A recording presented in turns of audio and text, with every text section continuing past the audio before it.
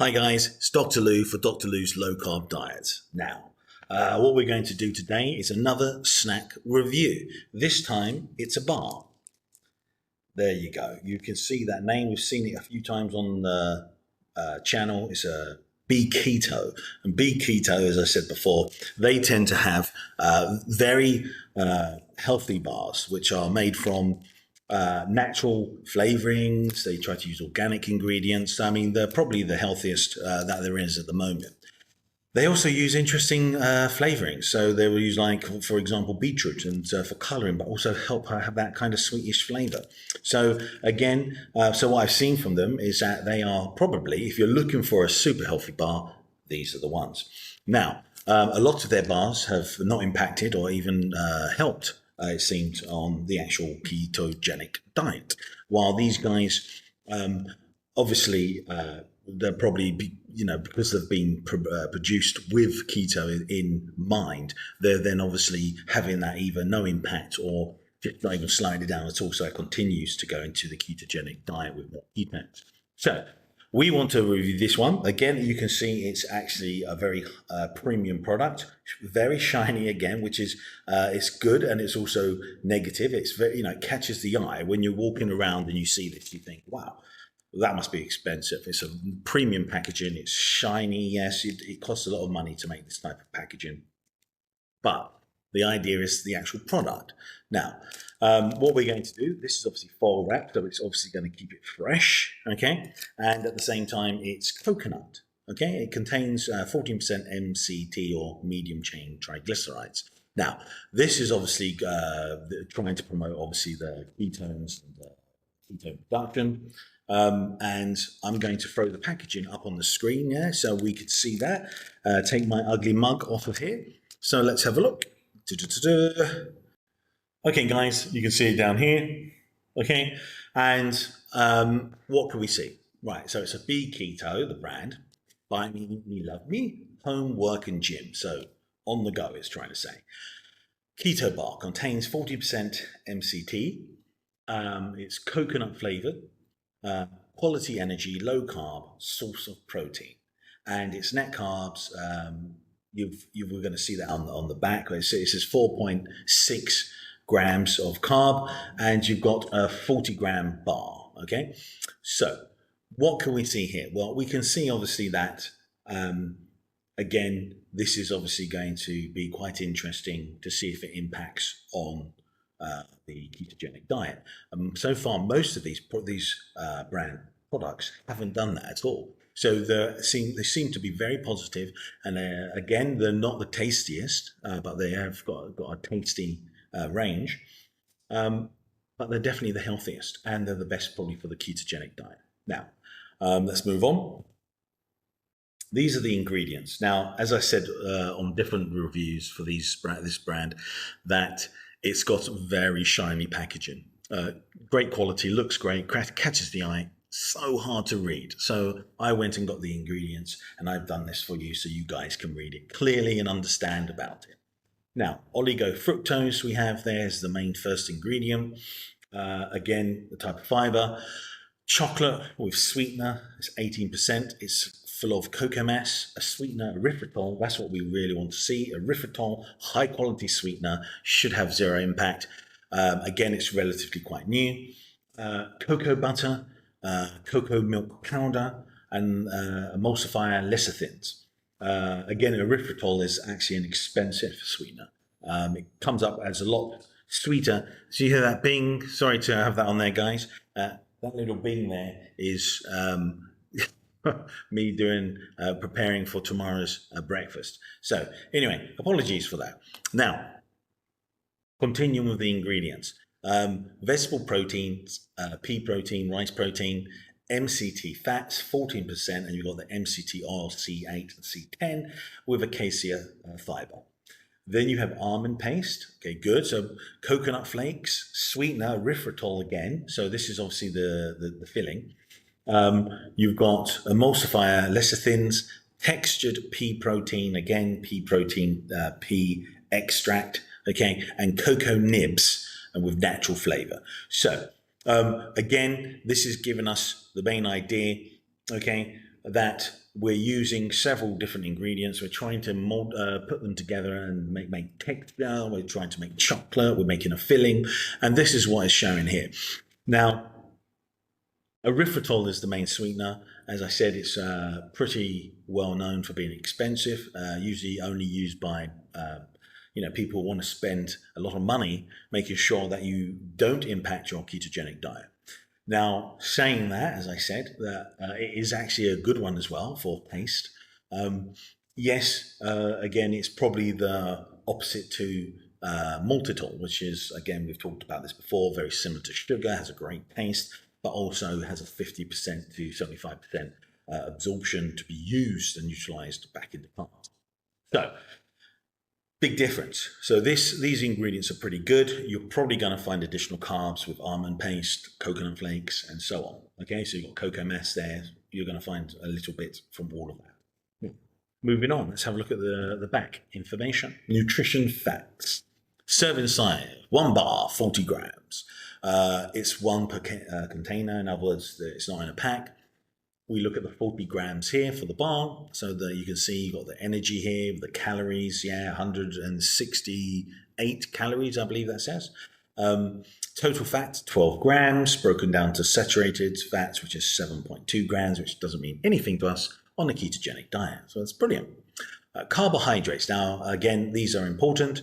So we have 4.8 per bar, okay? So of which sugars? 1.2 grams for sugar. So we know that's definitely going to hit us in the blood sugar level. And then we have polyols there, which they're only 2.2, which is very low. So again, with the polyol, which is going to be erythritol, you're not going to have any impact on that at all. Okay. So then you come down to here, you have fiber. Yes, fiber can have an impact. It's 12 grams of fiber, but most fiber cannot be absorbed properly into the body. Protein is 7.4 grams, and the salt is 0.08 grams. Again, quite low, not too scary. Okay, so net carbs per serving portion, it says net 2.4. Okay, so as well as having this 1.2 here of the sugars, there's still another 1.2 that is somewhere around maybe the fiber. None of the polyols, if it's erythritol, that won't be accessed there. Some of the fibers, so you're looking as well at cocoa mass, you're looking at almond paste. All this will have maybe something that might contribute or have an effect on the diet. Now, that said, let's get on to the important part, tasting. So, okay, so back to beautiful me. Now, let's grab the bar, which is over here, if I can find it. So I'm going to open this up again. As I said, it's quality premium packaging. Let's give it a aroma test, a sniff, a smell test. Ooh. Okay, so quite coconutty, yeah, not bad. Quite smooth coconut, not overpowering or sickening. A very mild chocolate coconut smell.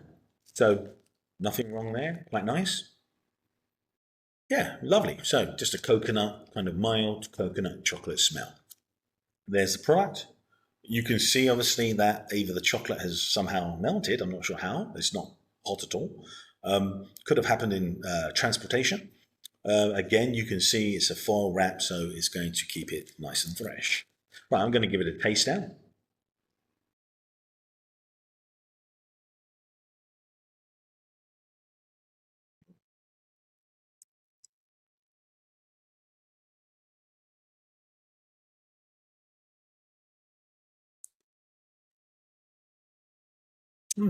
Okay, nice. So I'd say again, very mild flavour. This is a good thing because they're not throwing extra sugar in there. You can tell this is a lovely mild coconut, chocolate, little light chocolate flavour. Very coconutty though, and that has got a lovely kind of texture. Nice, makes it chewy. Again, that's what we want, something that lasts rather than disappears in a second. Not bad. Let me go in again.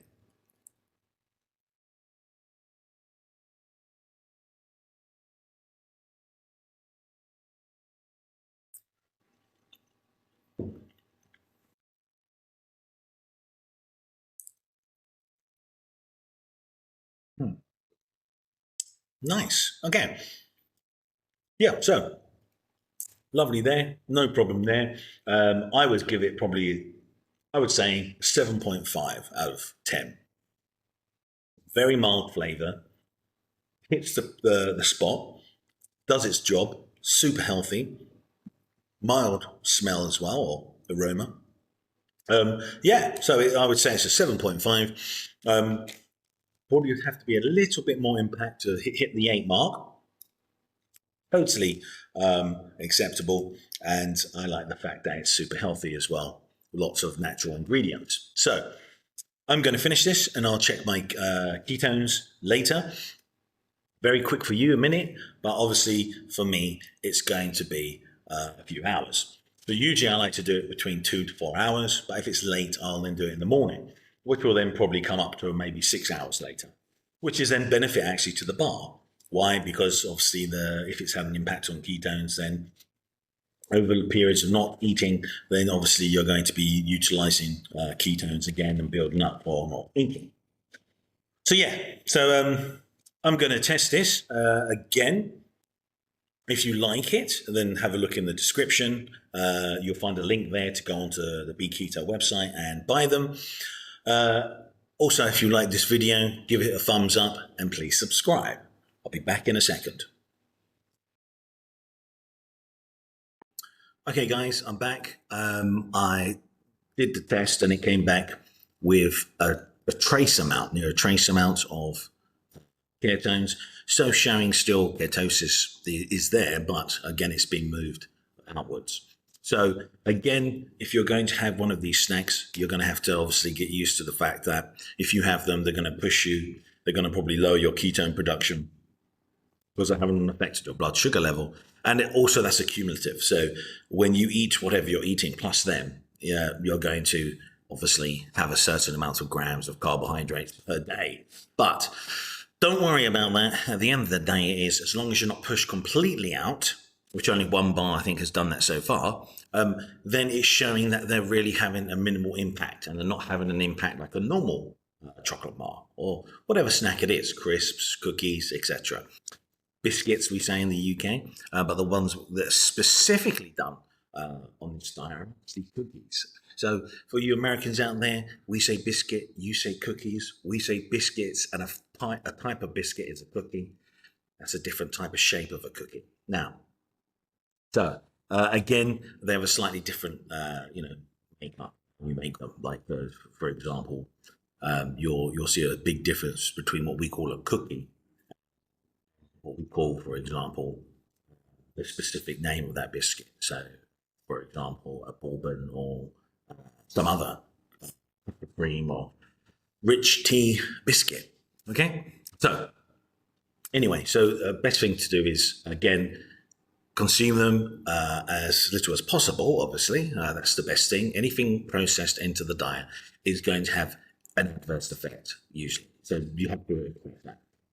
Things that are natural, you notice this diet deals with nearly all natural foods. So, for example, you'll eat a steak or a cut of beef, yeah, or a cut of pork or a cut of ham. So the whole idea there is that you'll order that part of the pork or the part of the beef, and you'll get a slice. You'll eat a lovely big steak. You'll eat maybe some chunks of beef.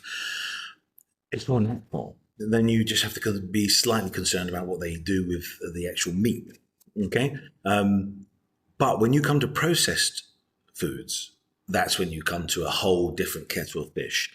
Many types of preservative, colorings, different types of ways to make gums or make things solidify, things to different ways to preserve things, how to bulk out things with fibers, all different chemicals, things that have been processed, even something like polydextrose, which is a synthetic fiber. So the whole idea there is, you understand, we start to make things. When we start to fiddle with nature, it usually has an adverse effect on health. Why? How do you know that? Well, have a look, for example, fruit juice, fantastic, lovely. No, it's as nearly as bad as having something like Coca-Cola. Not as bad, but the point is it's a massive amount of concentrated refined process for that sugar. So what you're doing, instead of biting into a segment of orange or an apple, or banana, you are squeezing all that juice and taking all that sugar from it and drinking it. So that's not a natural process. Eating the fruit as it is, tons of fiber, lots of different ingredients in it.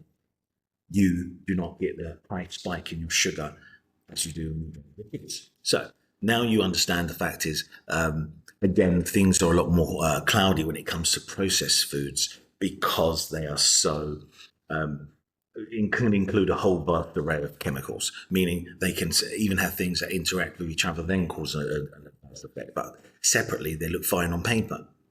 Okay, so anyway, I'll see you in the next one. If you liked it, guys, please click like and subscribe.